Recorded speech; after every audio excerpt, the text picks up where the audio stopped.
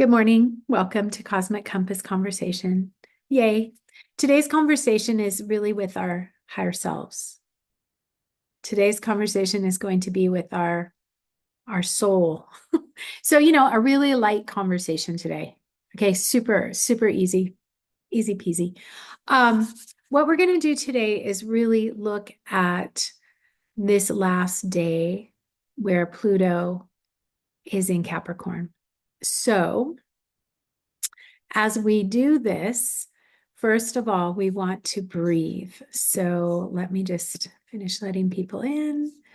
And we're going to do some breathing and then we'll dive in. Okay. So wherever you are, this is an invitation. If you're at work, you may not be able to close your eyes. You might have to look really still. But if you can, and it's comfortable, closing your eyes or lowering your gaze, bringing your awareness inward. And what does that mean to bring it inward? For some of us, it's like coming to the heart, coming to the solar plexus, or coming to the lower dantian or the womb space for my languaging, but the sacral area. Just bringing an awareness to your body and bringing that awareness in. Feeling gratitude as you just scan your body today, maybe starting with your head and your jaw, maybe massage your jaw a little bit. We're going to need this. So we're going to take the time today. A little massage on the jaw, a little neck rub. And then we'll take a breath in, expand the belly. And on the exhale, let the shoulders just drop. Maybe it'll be an inch, maybe it'll be 3, like in my case. So just let those shoulders drop. Bring awareness deep inside again, breathing in, expanding the belly.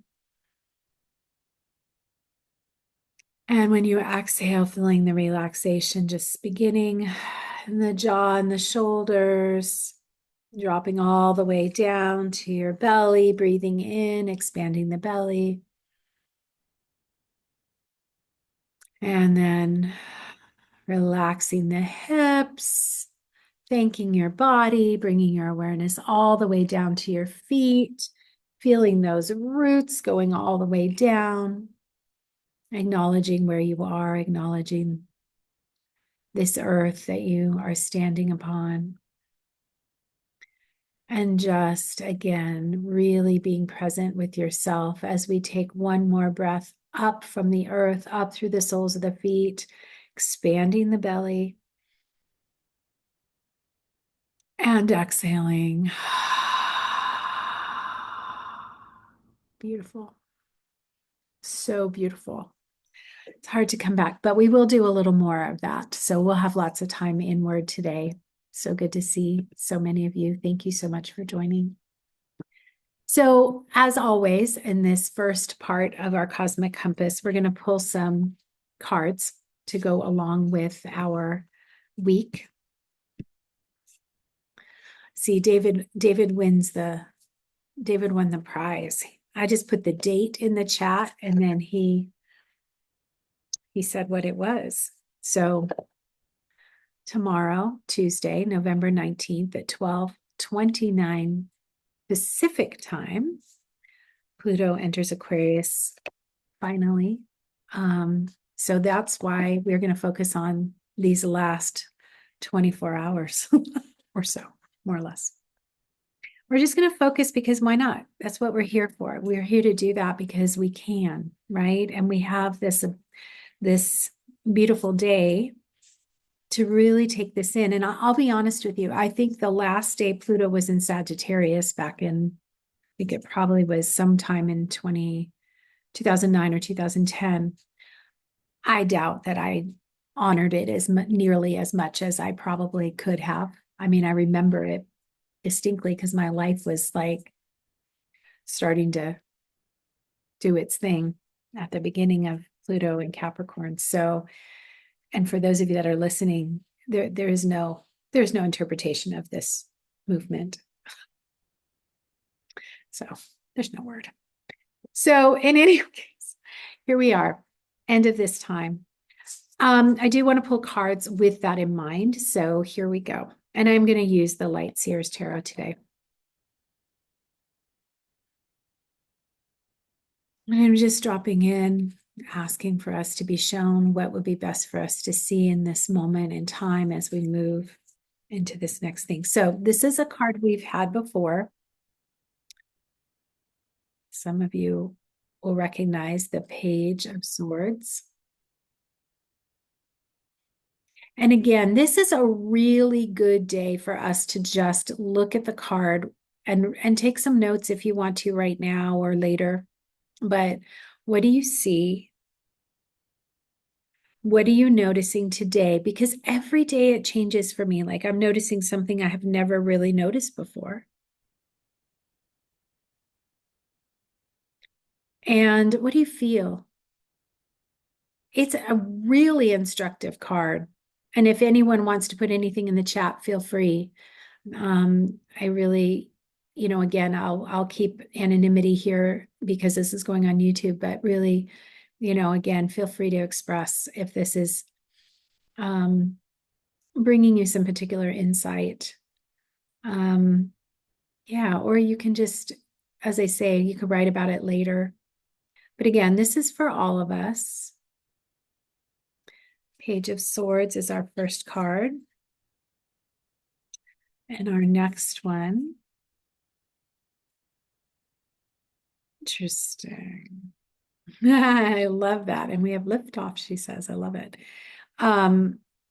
This one is Page of Pentacles. Let me see if I can get it to come into a better, there we go. Oh, come back. Page of Pentacles. And again, I'm seeing things I've never seen before. So again, sometimes when things jump out, it's just an evolution. Every card, you could pull it every day. So beautiful. What do you see? What do you feel? What do you notice?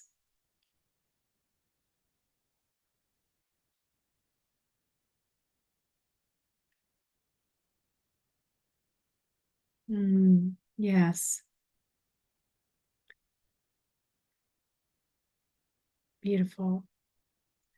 And again, I'll come back through these in a minute, but I just think it's good to just stay with the silence today in terms of like my interpretation and just let you be in yours because it is our time. Okay. Four of Cups. Okay.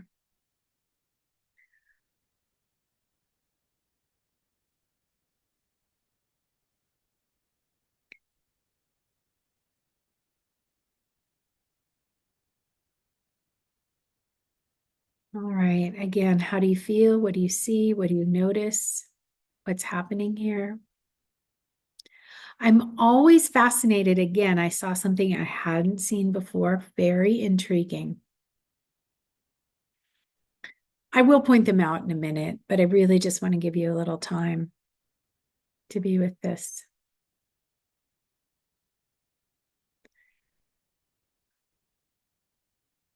Interesting.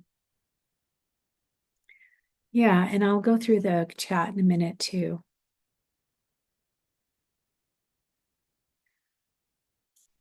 Okay, let's go back to the first one. We're just going to make this part of our time today because I do think very helpful. I like, I don't know if you can see this. Yeah, you can see it. Okay, so I'm reading the chat as well. So we have liftoff. I like that. That's cool. I think this must be crossing in the new and bringing in light. Makes sense, right? Balance makes sense. All of these make sense. Let's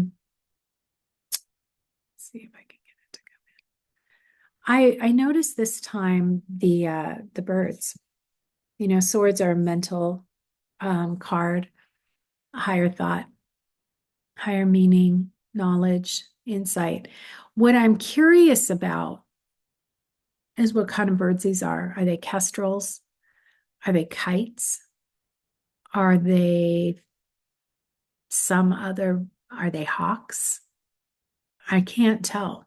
So if anybody knows just by looking at the wings, because we can't see the tail, but if anybody knows or has a feeling they know, I think that bird medicine is really powerful and really speaks to the soul. Um, I would say they were doves. They could, if they're brown, are there brown doves out there? I mean, if there are, then they could be doves of peace. That's a beautiful comment. Um, the idea of the soul and the movement. So I don't know if you can see it, but do you see how there's a movement around her? Do you see the like spirals of energy? Yeah. So I don't know if the birds are in the current around her or if they're creating that current. But we seem to have a lot of people wanting them to be doves. So we'll go with that for you if that feels right. And then if anyone has I have it here, which I can get it in a later if we have time, but the animal speak animal speak book, we could look up hawks, kites, doves, kestrels, um, falcons. It would just be interesting to see how they're different, how they're similar. So, and the reason I'm spending time on this is because there is this desire for our soul to understand, like, why are we at this point and where, what have we learned? What have we gained? Why are we here? It's always that question. Why are we here? So first card feels like really wanting to learn more, right? Learning more. And they could be sparrows. Good point. They could be many, many people, or many people. They could be many different birds. They could be many people too, actually. They could be reminders of, and I know that that's true for a couple people on this call, that those that have passed on come back in bird forms. So maybe I misspoke, but maybe not. Sometimes these things happen. They come out of my mouth. Okay. All right. Let's move to the next card. Oh, I should tell you. So Page of Swords, traditionally thought process, learning, getting to know something. So if that's what Pluto in Capricorn has been, what's the diligence? And at the same time, there's that liftoff, which actually feels very Aquarian. So it actually feels like a bridge card for both. Okay. Page of Pentacles. Again, some learning has happened and clearly balance, right? There's some balance. And that may have been what the comment in the chat was about this card because she's doing tree pose and she's balanced. There's a connection to the earth. There's groundedness. Pentacle energy has a lot to do with this earth realm and the material realm. So she's balanced and she's connected and she's with the trees and she's with herself. And I think maybe that's the thing that I noticed the most is that she's come back to herself. Okay, there we go. I noticed that too, that she looks like she's on ice skates. I had to look twice. So there you go. I don't know if she is or not, but definitely balanced, right? I like the mandalas. I think they're really beautiful. And they have, that sort of focus, very focused. Okay, so now we have knowledge. We have a bridge between taking off into new places. We have our soul wanting to know more. We have balance. We have connectedness. And I love this about the first card. From my science illustrator background, the birds do not match any species. Maybe that was intentional, probably. Kestrels used to be called sparrowhawks, and that description will probably work. Thank you. That is one expert. That is an expert response. Thank you so much. All right, so these are the first two cards. And then the last card. Now, I saw some of what you people were feeling in the chat about this card. I think one of the words that came to me was wistful. And then I saw, to go back and look, um, defeat. I have missed one in here, I'm not sure. One thing I noticed, and I wanted to share with this with you from a traditional standpoint, this is definitely an emotions card. It's a cups card. There are, you know, the traditional way of looking at it can be disappointment, which actually just showed up in the chat. It can feel deflated. And one of the things that I'm noticing is this hand and this bowl and this beautiful energy rising up. But notice she's looking this way. Her hand is here, but is she noticing what's being offered? So that actually shows me something. Am I noticing what's being offered to me? Am I noticing what's being offered? There's one of the things that the cups, remember, there is that emotional connection here. And when we go inside, what are we focusing on? Right? When I have a feeling, what is that feeling? What am I focusing on right now? Hi, Kiyoshi. So again, if we're looking at this in terms of today, and we're looking at this in terms of Pluto and Capricorn in its last days, what am I focusing on? This is actually really good, because if Pluto and Capricorn has been anything like how it has been for me, there's been plenty of disappointment, defeat, sadness, uncertainty.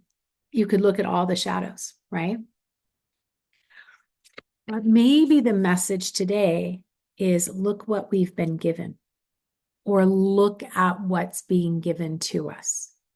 So no one's trying to take away all of the things that may have happened in these last 14, 15 years. But having an opportunity today, this is very much today, to look at what has been offered or what is being offered. That feels important. This card feels like it is speaking right to us as we're entering into this day, this time. So we could say that these are the things that we found challenging, sad, disappointing, all the things, right? Perhaps it is also a day to look at what's been offered. So it looks pretty cool, whatever it is, it's really pretty. So I'd like us to look at that. All right. So I'm going to talk just a little, and then I'm going to take you through a little activity. And yay, then we're going to see where we are. And also, for those of you that are interested, I think Shaylon, is it Shaylon? Shaylon Harkin and Emily Kotzdaughter are having their conversation at the top of the next hour. So I will stop. So I'll make sure I end right at that time in case you want to jump in to their call. And for those of you who don't know what I'm talking about, these are two very beautiful humans who spoke at the last summit. I think it's Shaylon. Shaylon Harkin is a poetess. Emily Kotzdaughter is like this amazing human who defies any real description, honestly. But those of you that know her, wow. She has a school in, I'll just say it this way.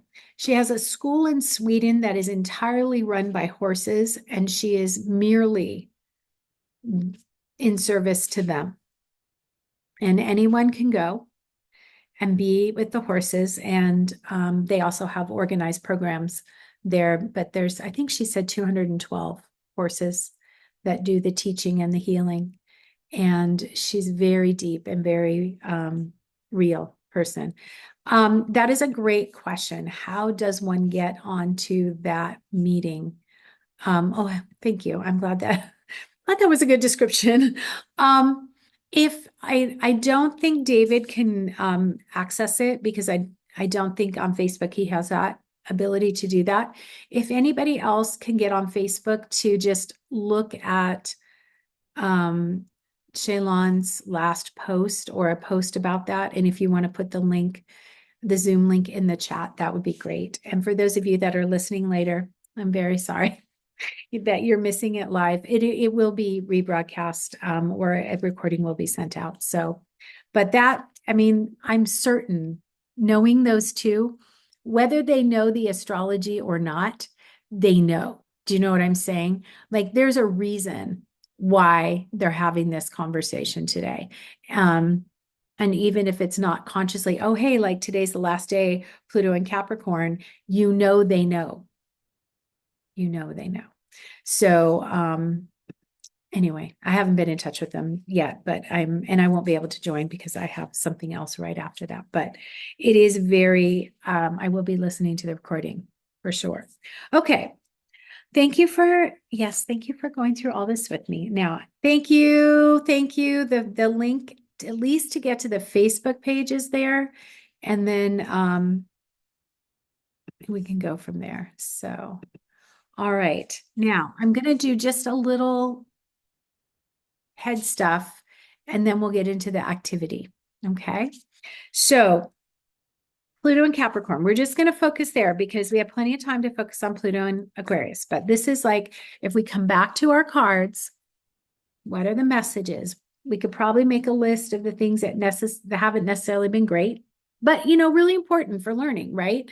Super important. All the changes, all the losses, challenges, disappointments. But what is this? What is this? What is this being offered with this little hand and the magical rainbow energy? That's what interests me. But before we get there, Pluto and Capricorn, there's an element of when it's in its best possible path, there's an element of being able to undergo incredible projects to offer things that make a distinct contribution. And I think for all of us, if we look back,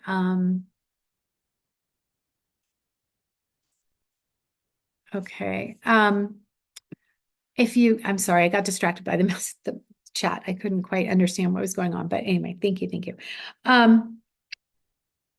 If we look back at and we're going to just focus on individual for right now, what we've accomplished, that's a really good Pluto and Capricorn word. What have we accomplished during this last, 14, 15 years? You could probably go on for a while to make a list because it's accomplishments that have moved your soul forward. Now, those might be worldly contributions. Those might be worldly accomplishments. If they are, then the next question underneath that is, how did this worldly accomplishment help move my soul closer to its path or its purpose? Okay.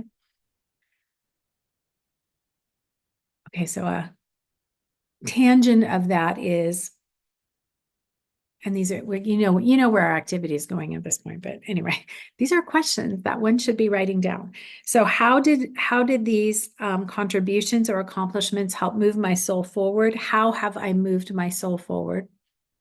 And then the tangent question is, how have the losses, and hopefully David is writing these down. I'm hoping, if he's still here. I don't know if he's still here, but hopefully he is.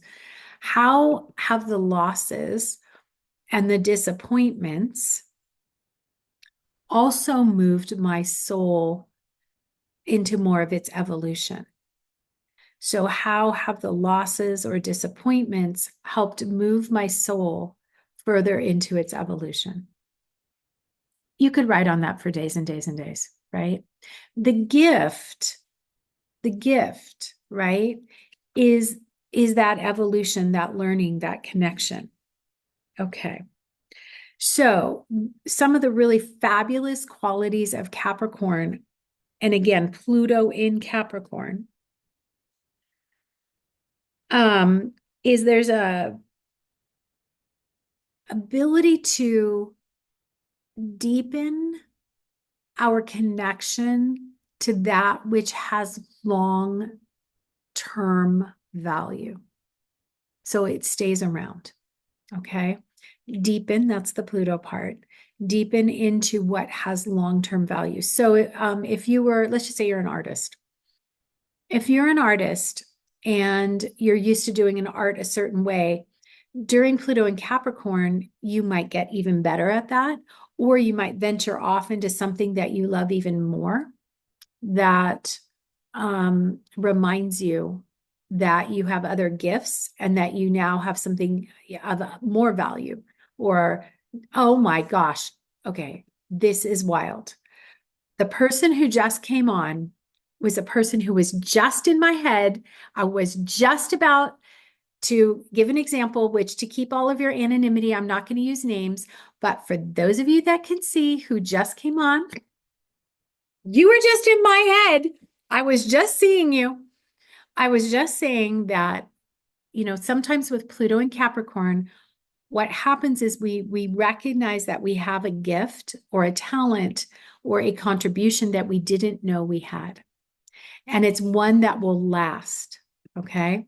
So for our dear person who came in, I'm going to be using this example. So you just happen to come on. I have a dear friend who was already an accomplished painter and singer. And then as Pluto was going into Capricorn, just began to really look at sculpting. And if I can tell you this, she would not probably say this about herself, or maybe she would. I don't know. Pluto and Capricorn, maybe this is her moment to recognize her accomplishments. Her sculpting is like off the charts amazing. These beautiful beings that she makes speak volumes about everything that matters. To me, that's Pluto and Capricorn at its best. Like she didn't know she could do this. So I hope you don't mind I'm talking about you. You know who you are. It's okay. I'm not going to out you fully because I'm recording this, but she didn't realize that was what was in her, right? She didn't realize that. But Pluto and Capricorn, diving deeper. Oh, I love it. See, this is why I love when David's on here, because he's so poetic. Enduring treasures buried in the depths. You have to go in and go down to reach them. So beautiful. David is a poet deep inside. He's got that artist soul. But yeah, so this is the good side. I love you too. This is the good side of Pluto and Capricorn. And so it's really, really important to remind ourselves of what talents have we found within ourselves that we didn't know we had, that Pluto and Capricorn has helped us find.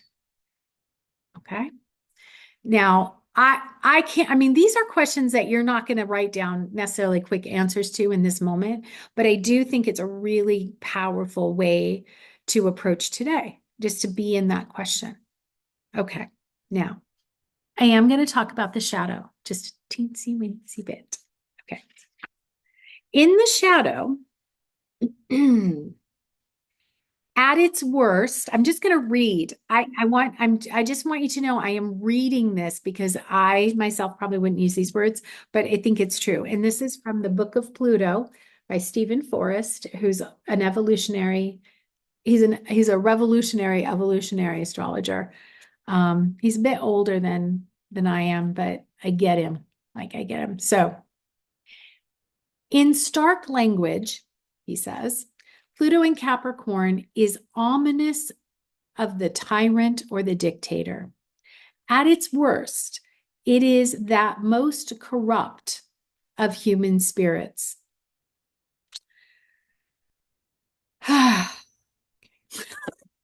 So, we're taking this inward today. So, I have another question for you. Where have I been a tyrant in my own life? Where have I imposed tyranny over myself? And you are so welcome if you want to join me in a 12-step process here and you want to go into like, and who might I need to make amends to? That you could do that too. But where in this process has tyranny been a part of my expression? Okay. Now, I know what some of you are thinking, and yes, I think we have visibly seen some of that in our world during this time.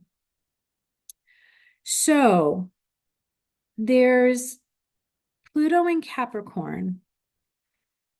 Okay, now why do we have a shadow side? Okay, so this is probably a good question because if, thank you, David, if there, if tyranny and dictatorship, and I'm going to quote you, a terrible clamp down of patriarchy, if that's anywhere in your self or anywhere in your world, why? Why does that happen? What is the shadow trying to show us? Why does it exist? I mean, I have a Sagittarius moon. These are the philosophical questions that I think everyone ponders daily or from time to time. But this idea that we have shadow so we can see light, that we have shadow for contrast, right? It would be great to live in a world where the contrast wasn't so stark. You know what I'm saying? Like, could we just maybe have different contrast? But in ourselves, if there's a contrast to be seen, where can I look to see where I've clamped down on myself and not allowed myself the full expression of who I am? Where have I held myself back, potentially out of a misguided sense of duty or obligation to perhaps my family or my culture or my community or whatever it is? So I'm going to give you like a real life example of my own. You got to love that this is all going out on YouTube, but that's fine. I'm ready because it's frickin' Pluto and Capricorn last day. So I might as well say this. So what has held me back from sharing more of my stories about me? Now, I will always say, well, I'm a very private person. That's just my standard answer to that. But is it true? Is it that I am a really private person, or is it that I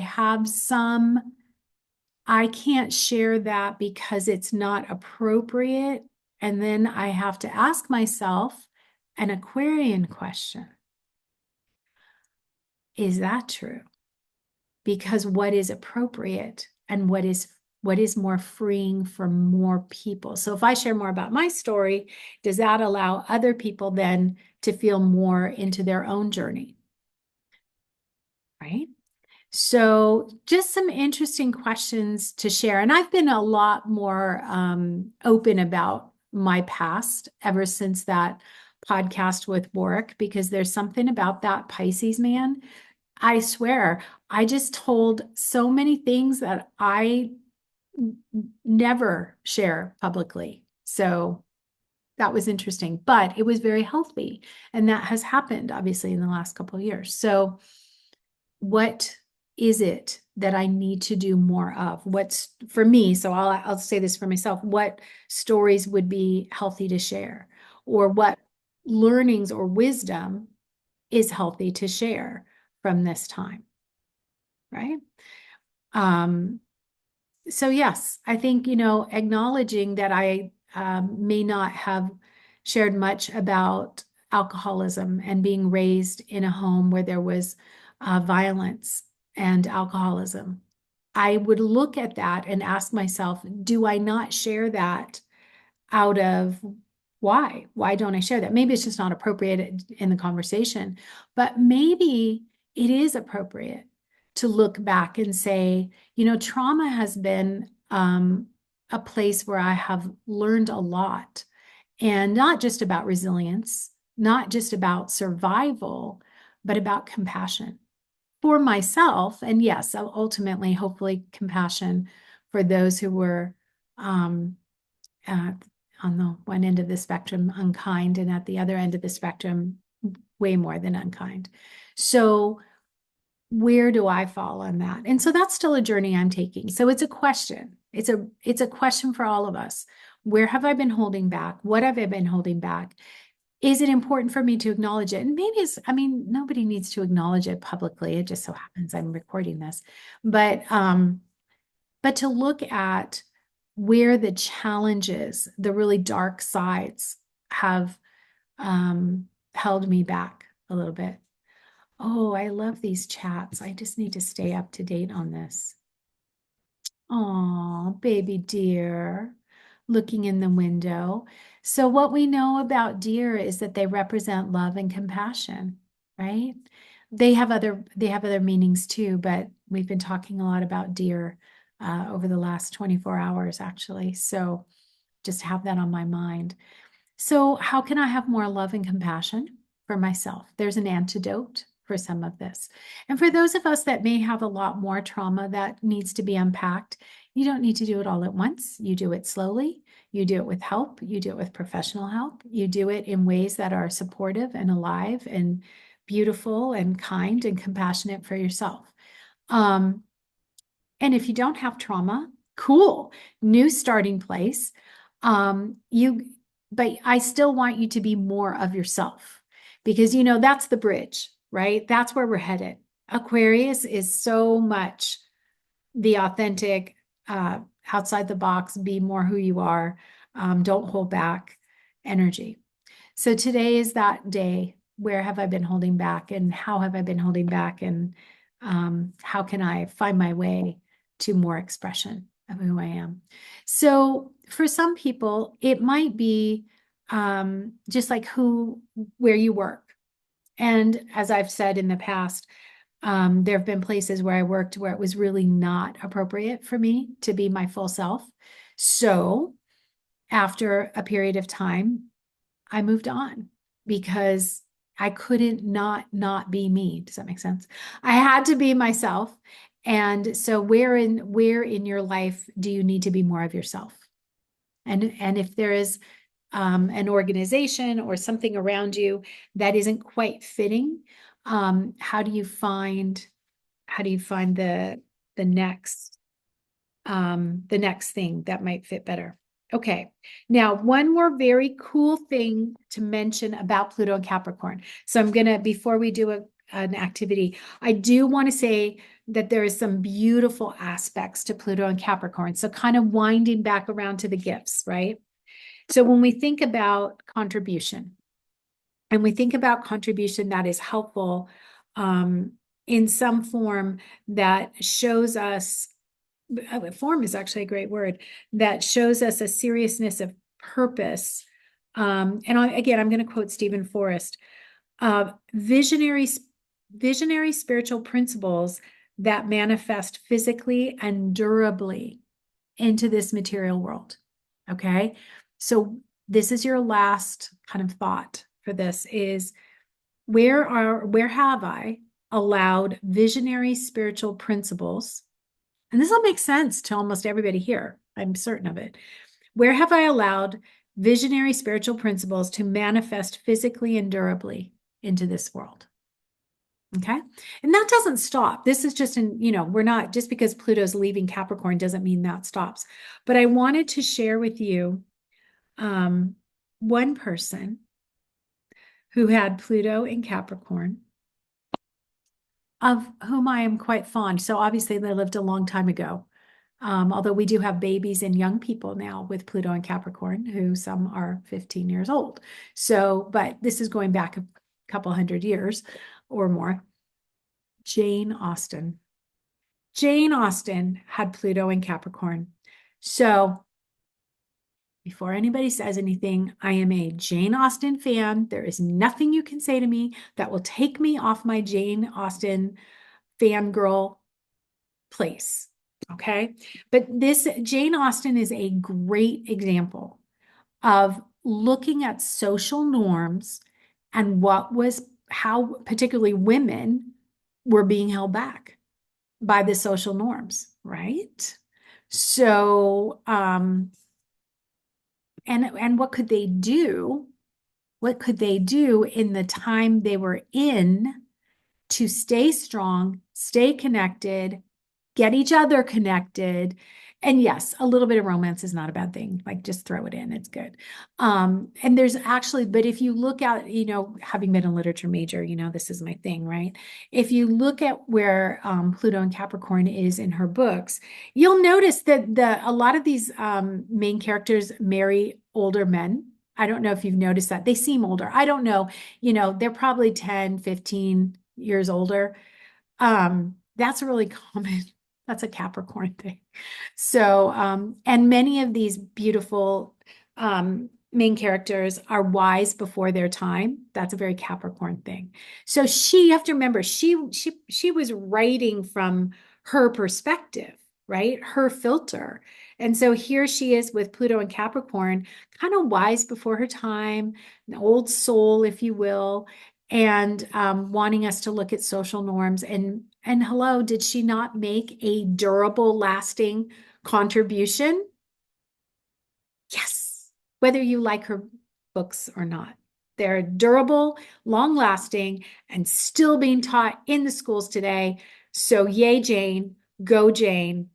This is, yeah, exactly. And if you can find a partner who loves to watch Jane Austen movies with you, that's your partner. Just that's your thing. Yeah, see, there you go. Good That's the Jane first Austen one. movies, not bad Jane Austen movies. Oh yeah, and only the good ones. Yeah, only the good ones. You're right, 100%. But for those of you, if you do internet dating of any kind, I think you should just definitely put that little question right there. How much do you love Jane Austen? Answer in 2 paragraphs or less. Good Jane Austen. All of her books are good. The movies are not yeah. The books are good.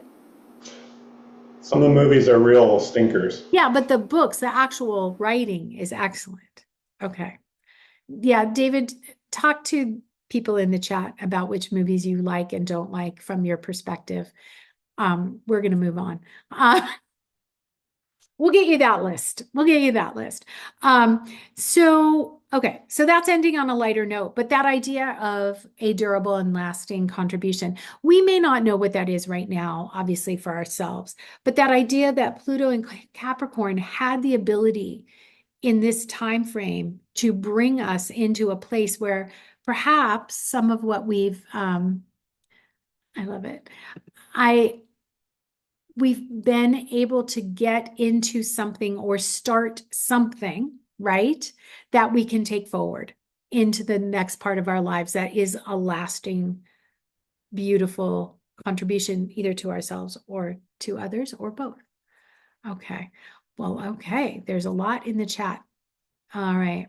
Okay. Yeah. You just go ahead and put all your stuff in the chat around Jane. I am 100% behind you. Have those. Yeah. That information is very, very important. Um, I just, yeah. And talking about Jane just makes me happy. Okay. So what I'd like to do now is just take another minute. You will have to kind of pull yourself away from the chat just for a moment, but I want to take you down a little bit deeper and we're going to see what surfaces. Okay. So we're going to see what surfaces. So if you have a moment, if you can, take a moment, close your eyes or lower your gaze. We're going to come back into the body. I know it's just very exciting to think about Jane right now, but come back into the body. We're going to honor Pluto. Okay. One of my astrology mentors, Philip Sedgwick, always says propitiation. We must propitiate. I think I'm saying that right. With our planets. So we're going to do a little propitiation. If I'm saying it correct, it's such a weird word. All right. So coming into the body, bringing your awareness in through your heart or through your sacral womb space. Take a breath. Let it out. Wiggle your body. Get the energy out. Take another breath. Expand your belly. Oh, yes. And as you exhale, feel those roots going deep, deep, deep into the earth. Pluto lives underneath the surface. Pluto is the god of the underworld, the world underneath us, the rich, amazing, powerful, deep world of mystery, of magic that lives beneath us. So as we drop our roots into this earth, as we drop down in, we honor Pluto. So breathing in from that place, breathing in, knowing the earth is here, grounding you, centering you, bringing you all that you need right now, feeling that energy rise up through the soles of your feet, filling your cells with everything you need. When you're ready, exhaling and breathing in again, breathing in that beautiful, rich energy from that world under our world, the mystery, the magic, breathing that in up through the soles of your feet, allowing this to fill you and to touch your soul, to be with you in a way that is healthy and alive. And exhaling, of course, when you're ready. And if it feels good to you, we're setting up a sacred circle of extra protection, and we're stepping into that sacred circle to just be here with the earth, with the sun, with Pluto today. Okay. And if the moon's out for some of you already, then the moon and Pluto. And we're just going to honor Pluto right now. I'm going to say to yourselves, thank you, Pluto, for all that you have brought me. Thank you for the challenges and for the gifts. Thank you for the shadows and for the opportunities to see the darkest parts so that I can bring my light to myself and then to others as I heal. Pluto's time in a sign in your chart or connected to a planet or a house in your chart brings ultimately healing after you go through a transformative process. So thanking Pluto now in the way that feels right to you for the transformation and the evolution that has happened over these last 14, 15 years. Taking a breath and standing there, imagining Pluto, imagining this energy, and asking, is there anything else you would like me to know? Is there anything else you would like me to do? Is there anything else you would like to show me?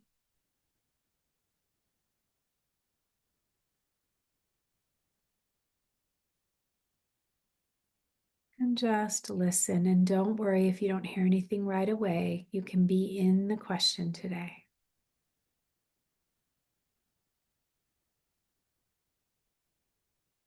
Is there anything else you want to show me?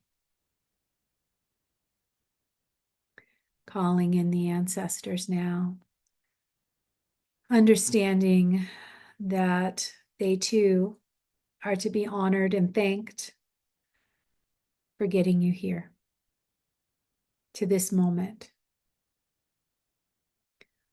So if it feels comfortable for you to thank your ancestors for getting you here, this includes your parents, your grandparents, all the way back. And then again, thanking Pluto, Thanking the earth for holding you, thanking all the divine beings who support you. Taking a breath. And when you're ready, just coming back and taking a minute or two to just, if you did hear anything, or if you felt anything, or if you saw anything, write it down and give yourself a minute to do that.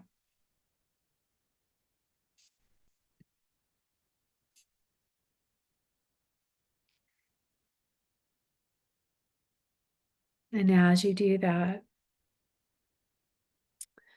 just a reminder that change, healing, growth, evolution, that's why we're here. Otherwise, we wouldn't be here. So, yay for us for still being here and for continuing on. So, if someone in the cosmic realm were handing out gold stars to put on our charts, we'd all be getting gold stars today and tomorrow. Okay. So, as we enter into this inquiry, and thank you, this is great about propitiation. And I encourage you to say this word to yourself, propitiation. Propitiation feels very interesting. It's atonement, appeasement, favorable, gracious, kind, well-disposed. It's a sacred awareness that draws near the divinities. David, did you make up that phrase, or was that part of the... You made that up? See, I'm telling you, he's so good. Propitiation is sacred awareness that draws near the divinities. And actually, I do think that's what Philip means when he says it to me all the time. So let's thank Pluto, and let's just be in this awareness of the joy of being alive right now, even in the midst of it all, right? Oh, he loves alliteration. I have to read this before we end. Plutonic propitiation portends plenitude. But could it also portend plentitude? Is plentitude a word? I like plentitude. Can we go with that too? Plenitude and plentitude. Okay, both. I want them both. Okay, as a Taurus, I want them both. All right. So thank you for joining me. I know this wasn't, this was a deep dive. You are the brave souls to come today. But it's an important day, right? Tomorrow's literally a new day and a new dawn and a new era.